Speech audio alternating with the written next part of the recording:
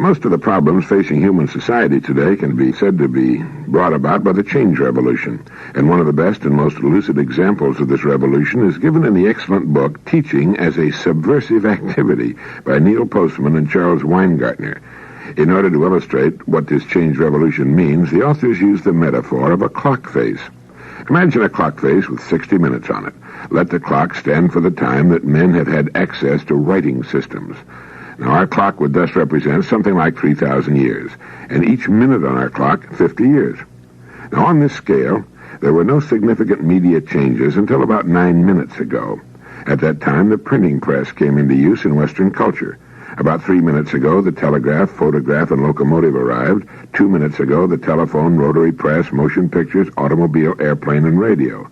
1 minute ago, the talking picture. Television has appeared in the last 10 seconds, the computer in the last 5, and communication satellites in the last second. The laser beam, perhaps the most potent medium of communication of all, appeared only a fraction of a second ago. Now, it would be possible to place almost any area of life on our clock face and get roughly the same measurements.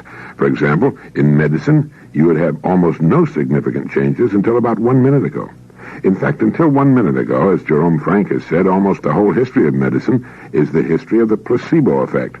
About a minute ago, antibiotics arrived. 10 seconds ago, open-heart surgery.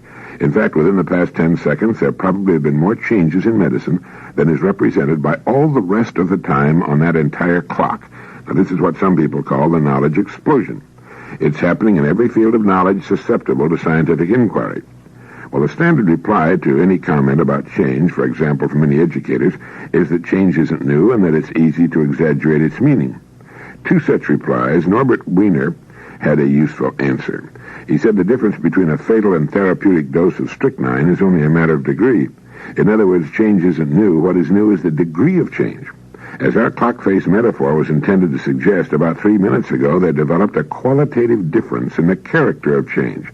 Change changed. Now, this is really quite a new problem.